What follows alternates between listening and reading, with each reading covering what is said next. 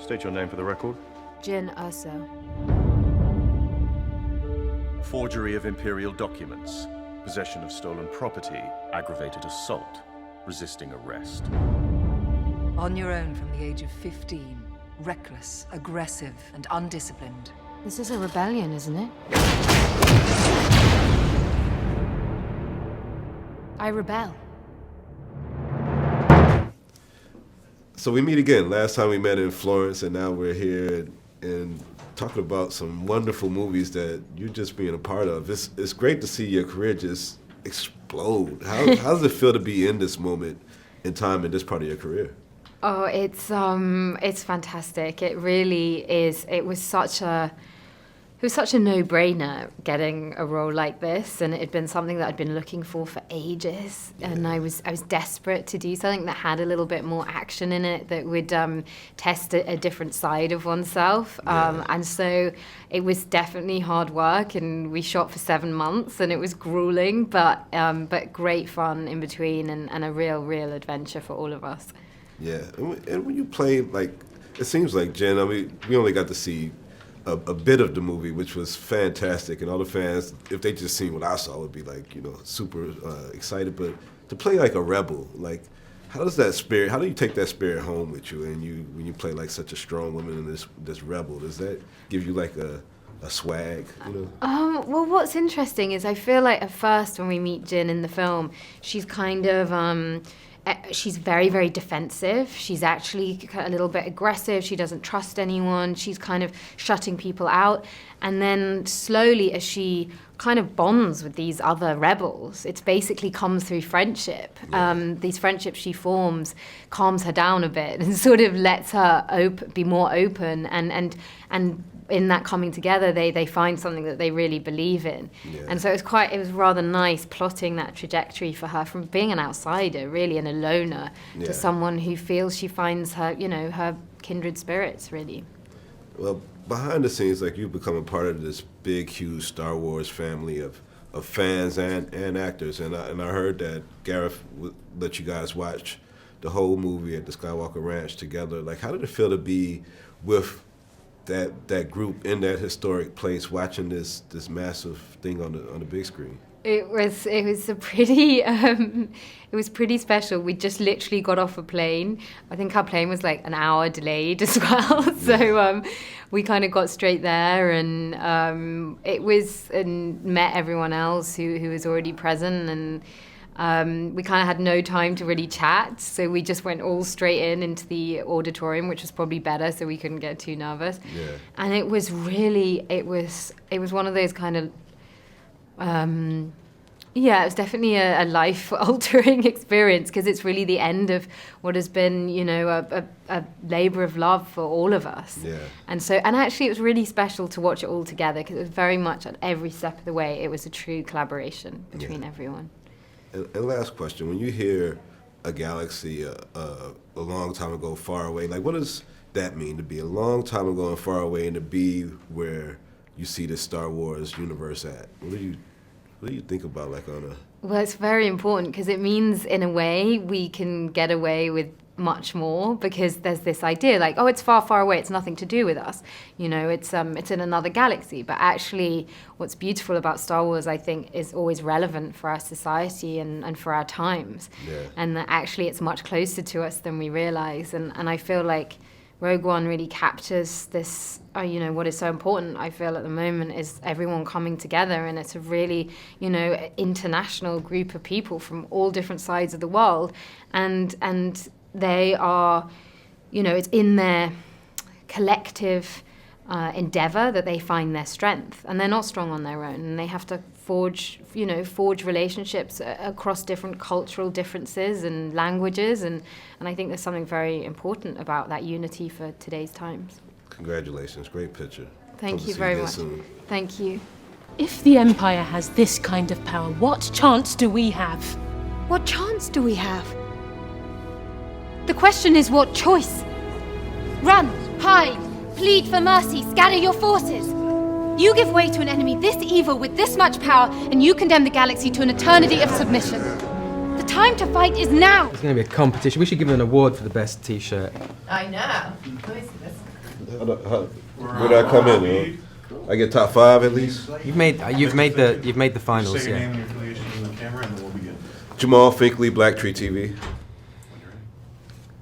So you spoke yesterday at the Skywalker Ranch, and you said a little bit about your pitch and that you pitched it right here by this lake. Like, Yeah. Can you tell me about that moment? So we were actually pitching it to Kiri Hart, who's Okay. head of development at Lucasfilm,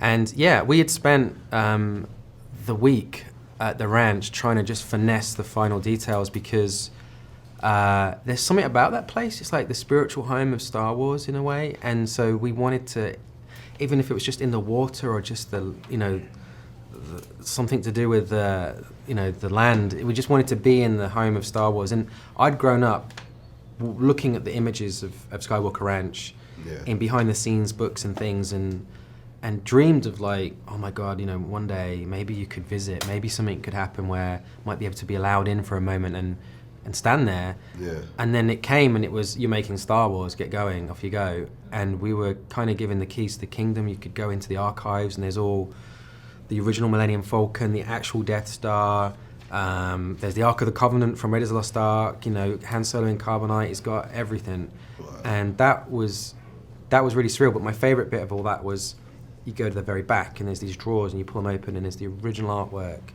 that inspired A New Hope.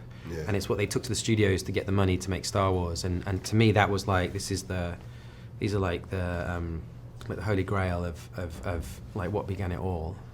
And, I mean, that's got to be super different as a director. I mean, like, you never get another film where you have that amount of external assets and everything that can affect you as a creator. Or, like, as a director, how did that affect you in this project? I mean, to some extent, yeah, we had it easier than George when he started. And in a way, if you were doing, like, Star Wars is, to me, has a lot more in common with not the future and science fiction, but the history, the past and history and mythology and anybody who makes a historical film, like a war movie or something, they know how to make the soldiers look, they know how to make the helmets, because it's real. We had the advantage of knowing a lot of that stuff because it'd already been established in the original Star Wars films, but we were trying to give it a twist and a spin. For instance, if I get the name right, but there's a helmet called NEM-1 that was used in Vietnam, and I just wanted the Rebel helmets to just subconsciously feel like that. And we tried all these different designs, slightly different shapes, and it just didn't feel like real war until it was this certain silhouette. And so we were trying to borrow, obviously, from the originals, but give it a little twist. So you feel like, just like if you'd only ever seen a modern car through, you're from another world, you've only ever seen one modern car. There are other cars, you can see other ships, other robots, but they should feel like, oh, I get it. I see how that's connected. And lastly, as a visual effects, I mean, we've known your rise from visual effects to now. Like, did that part make you a perfect person to kind of do like this Star Wars picture to bring kind of like that visual mass universe to the screen, but to be able to tell the story? Like, what was the visual effects background that helped you? Yeah, I mean, I don't know if there's ever a perfect person other than like maybe George Lucas, but it was I think what it does give you is what computers are good at and what they're not good at, and what people can build in front of the camera and what is hard to do. And so that dividing line between, we're going to build this, but then that's going to be in the computer, was really useful. Like, for instance, it was really important to me that we go to real locations and we don't rely on a lot of green screen and blue screen, and we ended up going to like Iceland and Jordan and the Maldives, and there's even some stuff we had to shoot for the Empire there's this futuristic train station in London called Canary Wharf, and they came in and they basically turned it into an Imperial facility like overnight, and we shot for 4 hours in there, and you add things, you then digitally in the computer add and change things that you you could do better, but it's to have something real that you can film with, that the actors can look at, it makes all the difference, I think. And then obviously ILM come in and they just take it to the next level, and every day was like Christmas doing visual effects reviews. You'd be like 25 new shots a day, to do the whole movie in time, and you just go, oh my God, I can't believe they did that. Oh my God, that looks amazing. So it's pretty crazy. I'm really excited for all the fans to be able to see, this full project. Great job. Cheers, man. Thank you. Thanks a lot. Cheers. Why does she get a blaster and I don't? What? I know how to use it. That's what I'm afraid of. Give it to me. We're going to Jeddah. That's a war zone. That's not the point of it. Where'd you get it? I found it. I find that answer vague and unconvincing. Trust goes both ways.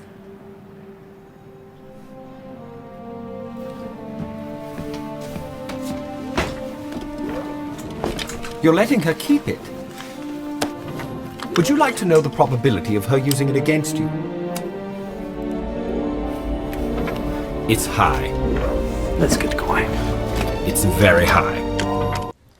And, Diego, you're awesome in the movie. Thank you. And how did it feel to sit there at Skywalker Ranch with everybody and the director and watch yourself on screen there? How did that feel? I've been trying to downplay the moment, like, oh, it was great, and it was fucking awesome, man. It was the most special thing, like being in the Skywalker Ranch, first of all, like just being there, knowing what has happened around those rooms and who planned all of that. That same guy that got me interested in cinema, basically, and we're watching the film, and it's the cast, it's all of us, and there was a tension going on. Like, you could tell how much we wanted to like this, and like after the first 20 or 30 minutes that everyone has seen, we started enjoying it, and we started cheering, and we started, like, suddenly it was not just a film, it was like being in a concert or like being in the wrestling or some kind of weird experience where people shout and clap, and I don't know. This goes straight to my, like, the child I have inside, the child that I'm still are. It got me that excited, and I cried, and I felt proud, and it was a relief also, because there is always this feeling of, like, I really hope we achieve the film people deserves, the film people are waiting for, and I think we did. ¿Cómo te sentiste mirarte en la película Star Wars? Estás en la película, tú eres el actor principal. ¿Cómo te sentiste? Se siente una mezcla de emoción, de también una tensión terrible, ¿no? De que las cosas estén bien, de que las cosas salgan bien, de que la película sea lo que estás esperando, y esa película que quieres compartir con el público, porque además esta película va a llegar a todos lados. Esta película se va a ver en todo el mundo, y el potencial de la película es brutal, ¿no? Nunca me había pasado ser parte de un proyecto que genera esta expectativa, y es muy emocionante, pero también es una presión fuerte la que se siente. Sí. ¿Qué era la parte más dura? Y se veía, cuando la mirada era bien físico, todo lo que hiciste. ¿Qué era la parte más dura para ti? Pues sí, el desgaste físico que la película exigía, y el tiempo de rodaje, ¿no? No era como que, bueno, a ver, va a ser un desgaste por un mes. Aquí eran 7 meses de tu vida, ¿no? Entonces es una carrera larga, ¿no? Comparada con todo lo que había hecho yo antes, porque incluso las veces que había hecho algo de acción y demás, siempre era por periodos más cortos, ¿no? Aquí había que es más un maratón, una carrera larga. Entonces había que ir reservando las energías, irse cuidando, ¿no? No aventarse como el Borras, no decir, aquí va todo, dejar el resto en la primera semana y después ya no poder seguir, ¿no? Sí. Última pregunta. ¿Tú tenías que estudiar cosas de Star Wars o palabras para como ayudarte más para esta parte? Sí, hay que hacer todo un trabajo. Digo, siempre que haces una película hay que hacer un trabajo de investigación, pero en esta en particular es muy específico. Todo tiene una respuesta, todo tiene un porqué y todo está escrito. Nada se deja a la improvisación, ¿no?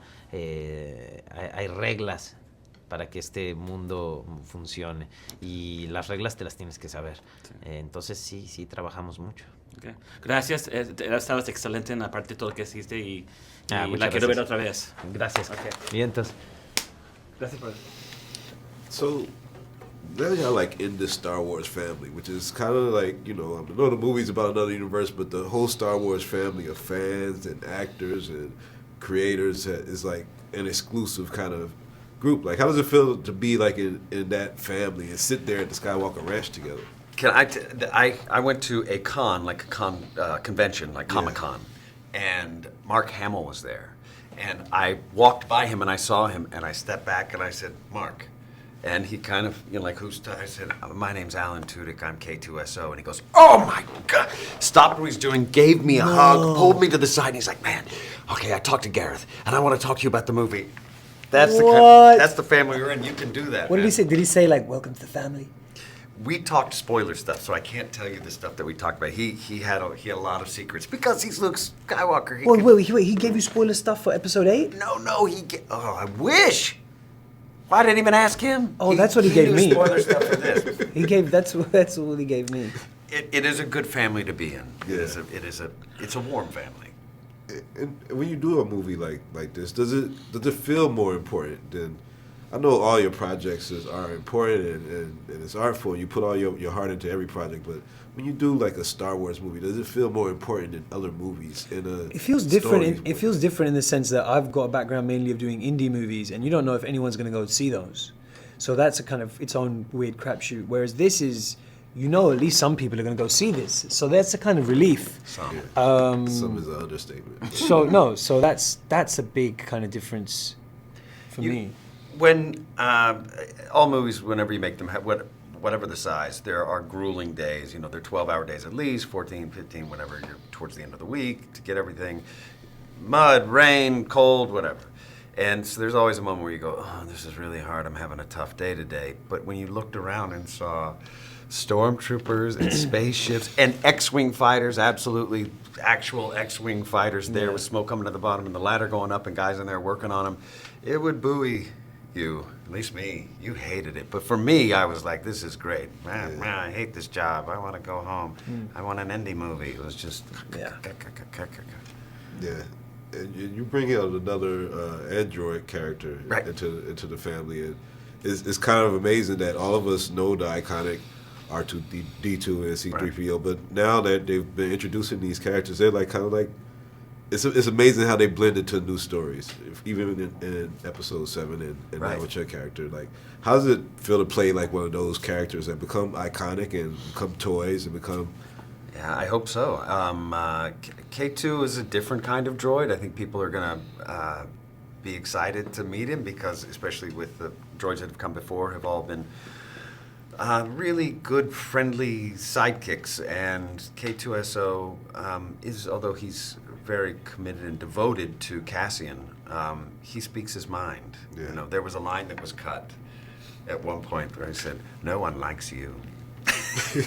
They talk about you behind your back, and then you leave the room. And no, I said they when you're out in a room, they talk about you, and when you come back in, they stop, and then when you leave, they start talking again. Somehow that didn't end up in the movie. I don't know what happened there. Weirdly. Well, great movie, guys. Can't wait to see you guys. Cheers. Cheers. Really good to meet you. Thank you. Fear nothing. All is as the Force wills it. The captain says you are a friend.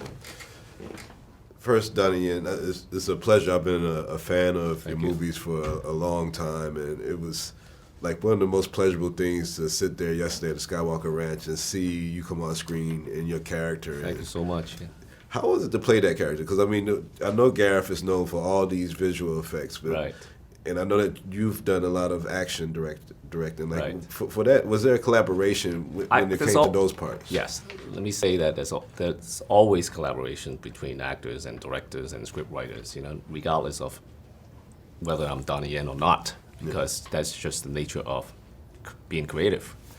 When I got a call from Gareth and my agents in the very beginning, and the first thing that I asked was, they invited me to be part of this, and the first thing that I asked, without even looking at the script, and I said, look, they want me to kick some butts. They want me to kick the stormtroopers' butt, right? So I said, right, was that right? So, and then until I spoke to Gareth, he told me that actually I was not intrigued by all my previous films. He was a fan. He's a fan, but that was not the reason why he wanted me. He just felt I was appropriate for that role, and that he believes that I can bring that kind of spiritual, that kind of solid spirit to the character and the movie. Yeah. And part of the process is, in the beginning and what you saw at the Skywalker Ranch, it was a lot of collaboration there.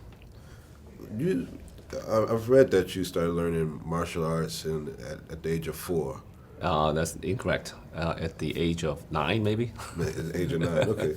When you start that young, like how does that shape the path that you go on, career or anything else? I never came across in my mind to be an actor in the first place. I was